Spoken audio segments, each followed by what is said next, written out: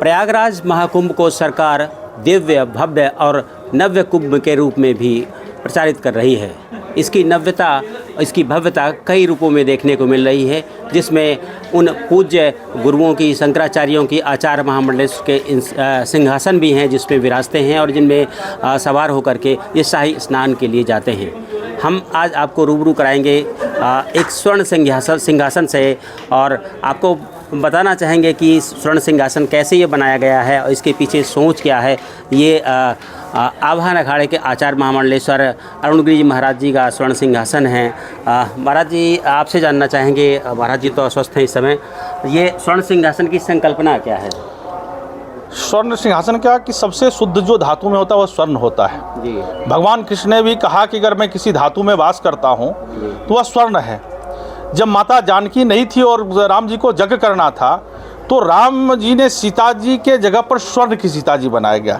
हमारे यहाँ स्वर्ण को ही सबसे शुद्ध माना गया है, इसलिए लोग नहीं होता है तो छोटा सा भी एक स्वर्ण का कुछ पहनते हैं कि उसका जल गिरेगा, स्वर्ण जल, तो हमारा शरीर शुद्ध हो जाएगा। तो ये भक्तों ने महाराज जी को भेंट किया।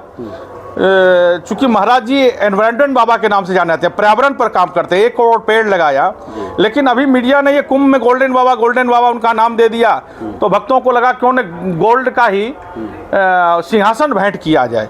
और तो उसी को, लेकिन यह बड़ा धार्मिक दृष्टि, आध्यात्मिक दृष्टि बना हुआ है, ये कोई साधारण ऐसे चेयर वो नहीं है। आपको बताना चाहूँ कि हमारे यहाँ सनातन संस्कृति में पंच देवता की पूजा होती है। तो सबसे पहले देखिए ऊपर सूर्य भगवान है, तो साक्षात सुबह उठते ही आप दर्शन करते हैं, अगर सूर्य भगवान ना उगे तो अंधेरा रह जाता है। सबसे पहले गणपति जी का हम लोग दाहिने तरफ पूजन करते हैं, दोनों तरफ हैं गणपति जी। हाँ, तो गणपति जी हो गए। माता दुर्गा के रूप में शेर दोनों है, शेर पर सवार माता दुर्गा रहते हैं, दोनों तरफ बाबा भोलेनाथ हैं, और स्वयं नारायण के रूप में ही सिंहासन को कहा, कोई भी सिंहासन बनता है उसे स्वयं नारायण कहा गया, तो यह नारायण का स्वरूप है। तो पंच देवता इसमें हैं और पांचों देवताओं का पूजन कर करके बहुत विधिवत से 51 आचार्यों के द्वारा इसे स्थापित किया गया। उसके बाद सभी भक्तों ने हमारे आवाहन पीठाधीश्वर आचार्य जी अरुणगिरी जी को यह भेंट किया।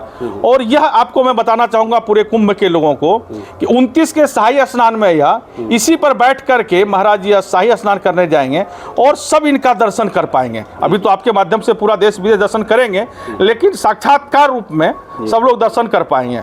और कोई चाहते हैं पहले दर्शन करें तो अपना संगम लोअर मार्ग पे सेक्टर 14 में आकर के सिंहासन का दर्शन कर सकते हैं, प्रणाम कर सकते हैं। इस अद्भुत सिंहासन कहीं ना अब तक बना है, अब बनेगा इसकी बात तो मैं नहीं कर सकता हूँ, कुछ भी हो सकता है आगे। तो की जिज्ञासा होगी कि ये सुरक्षा एक बड़ा प्रश्न होगा इसका? नहीं, ये आध्यात्मिक चीज़ है।